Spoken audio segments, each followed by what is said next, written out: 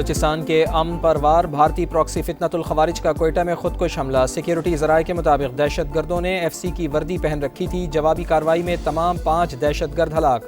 حملے میں 2 F C اہلکار زخمی۔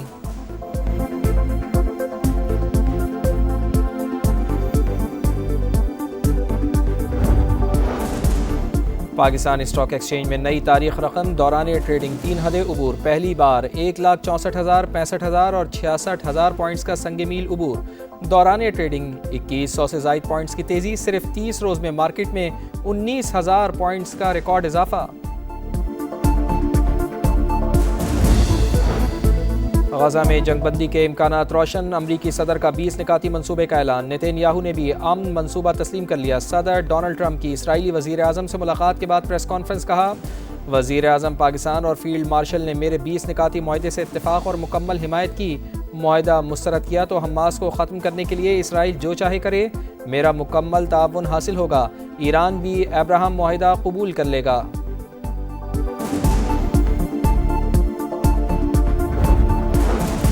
فوری جنگ بندی، 72 گھنٹوں میں یرغمالیوں کی رہائی۔ فلسطینی قیدی بھی رہا ہوں گے۔ بین الاقوامی استحکام فورس کی تعیناتی اور ٹیکنوکریٹ پر مبنی عبوری حکومت کا قیام۔ ٹرمپ بین الاقوامی بورڈ آف پیس کی نگرانی خود کریں گے۔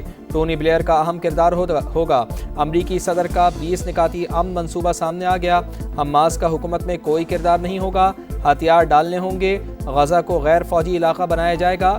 اسرائیلی فوج کی مرحلہ وار واپسی۔ بین الاقوامی امن فوج کی تعیناتی۔ مجوزہ امن معاہدے کے تحت جبری بے دخلی نہیں ہوگی۔ غزہ سے جانے والوں کو محفوظ راہداری ملے گی۔ غزہ کی تعمیر نو، اقتصادی منصوبہ اور امداد کی بلا روک ٹوک ترسیل کے نکات بھی شامل۔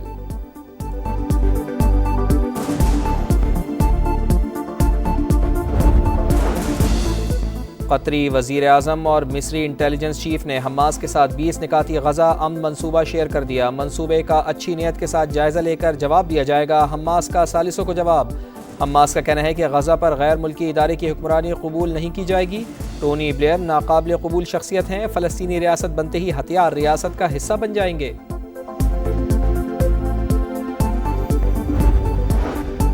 مسلم اور عرب ممالک کا صدر ڈونلڈ ٹرمپ کی غزہ میں جنگ بندی کے لیے تجاویز کا خیر مقدم۔ پاکستان، سعودی عرب، قطر، متحدہ عرب امارات، ترکی، اردن اور انڈونیشیا کے وزرائے خارجہ کا مشترکہ اعلامیہ جاری۔ یقین ہے کہ امریکہ کی شراکت داری سے امن و سلامتی اور فریقین کا تحفظ یقینی بنایا جائے گا۔ 2 ریاستی حل ہی خطے میں دیر پا امن اور استحکام کی ضمانت قرار۔ فلسطینی اتھارٹی خلیج تعاون کونسل کا بھی امریکی صدر کی کوششوں کا خیر مقدم۔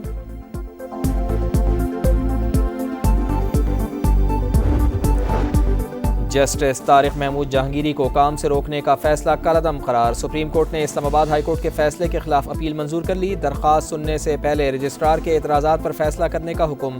اٹارنی جنرل بولے، جج کو عبوری حکم کے تحت کام سے روکا نہیں جا سکتا۔ درخواست گزار کا بھی اتفاق۔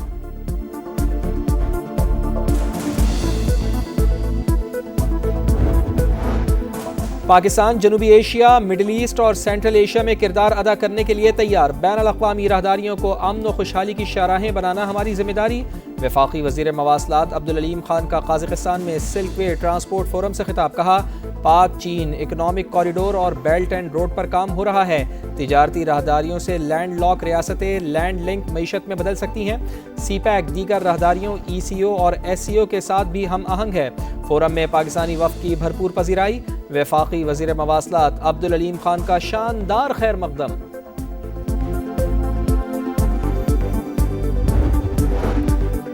جنوبی افریقہ کے خلاف سیریز کے لیے 18 رکنی ٹیسٹ اسکواڈ کا اعلان۔ شان مسعود قیادت کریں گے۔ آصف آفریدی، فیصل اکرم اور رحیل نذیر پہلی بار اسکواڈ کا حصہ۔ بابر اعظم، محمد رضوان، شاہین شاہ آفریدی بھی ٹیم کا حصہ۔ کیمپ آج سے 8 اکتوبر تک لاہور میں لگے گا۔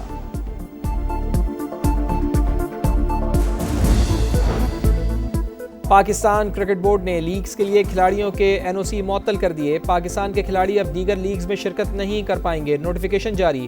تمام کھلاڑیوں کو ڈومیسٹک کرکٹ کھیلنے کی ہدایت۔ بابر اعظم، شاہین شاہ آفریدی، محمد رضوان اور فہیم اشرف کو بگ بیش کا این او سی جاری کیا گیا تھا۔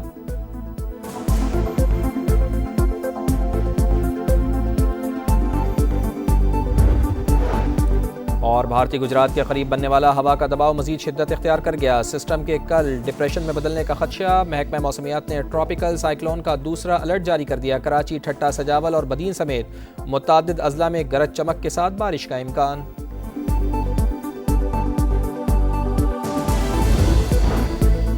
اسرائیل نے دوحہ حملے پر قطر سے معافی مانگ لی، نتن یاہو کی قطری وزیر اعظم کو دوبارہ حملہ نہ کرنے کی یقین دہانی، ہلاکتوں پر افسوس کا اظہار۔ امریکی صدر ڈونلڈ ٹرمپ نے نتن یاہو اور قطر کے وزیر اعظم کے ساتھ سہ فریقی فون کال کی میزبانی کی۔ وائٹ ہاؤس کے مطابق صدر ڈونلڈ ٹرمپ نے باہمی شکایات اور غلط فہمیوں کے بعد اسرائیل قطر تعلقات کو مثبت سمت لے جانے کی خواہش کا اظہار کیا۔ دونوں رہنماؤں نے سہ فریقی میکینزم بنانے کی تجویز مان لی۔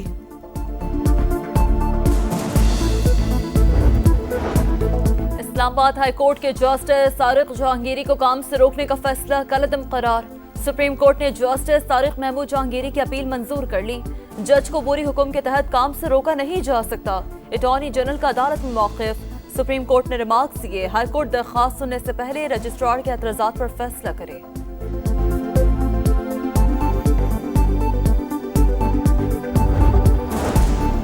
پاکستان اسٹاک مارکیٹ کی بلند پرواز، نئی تاریخ رقم، دوسرے روز بھی تیزی کا رجحان، پہلی بار 1,64,000 اور 65,000 پوائنٹس کا سنگ میل عبور کر لیا، ٹریڈنگ کے دوران 100 انڈیکس میں 1400 سے زائد پوائنٹس کا اضافہ۔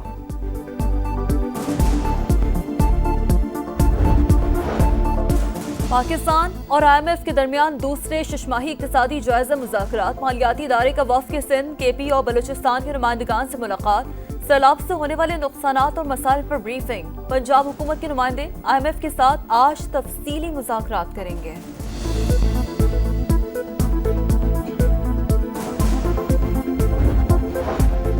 پاکستان کی معیشت درمیانی مدت میں ترقی کی راہ پر گامزن، آئی ایم ایف پروگرام کے تحت معاشی اصلاحات میں پیش رفت ہوئی، پاکستان کی ترقی کے امکانات مثبت لیکن ڈھانچہ جاتی چیلنجز برقرار، بار بار آنے والی قدرتی آفات اور حالیہ سیلاب ترقی کے لیے خطرہ، سیلاب سے سپلائی چین متاثر، خوراک کی قیمتوں میں اضافہ متوقع، مرکزی بینک مہنگائی کنٹرول کرنے کے لیے محتاط مانیٹری پالیسی اپنائے گا، ایشیائی ترقیاتی بینک کی آؤٹ لک رپورٹ جاری۔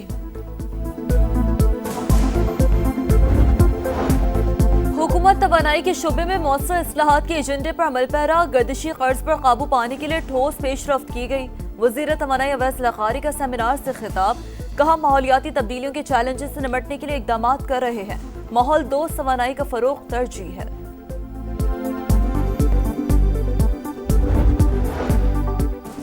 جنگ بندی کے بلند و بانگ دعووں کے باوجود غزہ میں قتل عام جاری، غزہ سٹی پر زمین اور فضا سے بموں کی بارش، صبح سے اب تک مزید 11 فلسطینی شہید، شہداء کی مجموعی تعداد 66,000 سے تجاوز کر گئی، گلوبل سمود فلوٹیلا غزہ کی جانب رواں دواں، ترکیے نے نگرانی کے لیے ڈرون روانہ کر دیا۔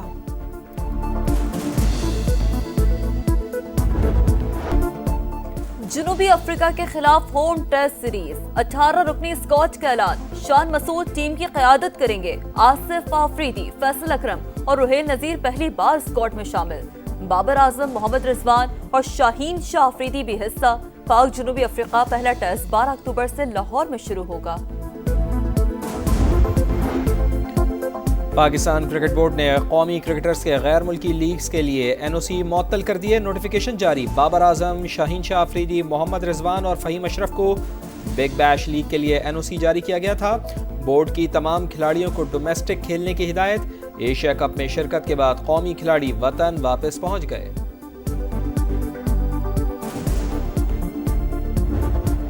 31 میچز، 1 ٹرافی، 8 دعوے دار، آئی سی سی ویمنز ورلڈ کپ کا آج سے آغاز، افتتاحی میچ میزبان ممالک سری لنکا اور بھارت کے درمیان گوہاٹی میں شیڈیول، سری لنکا اور بھارت مشترکہ میزبان، قومی ٹیم پہلا میچ 2 اکتوبر کو بنگلہ دیش سے کولمبو میں کھیلے گی۔ نیپال کرکٹ کے لیے تاریخی دن، سابق ورلڈ چیمپئن ویسٹ انڈیز کو دوسرے T20 میں بھی 90 رن سے ہرا دیا، 174 رنز کے تعاقب میں ویسٹ انڈیز کی ٹیم صرف 83 رنز پر آؤٹ، کوشل برتل نے 3، محمد عادل عالم نے 4 وکٹیں حاصل کیں، سیریز میں 2-0 کی فیصلہ کن برتری حاصل۔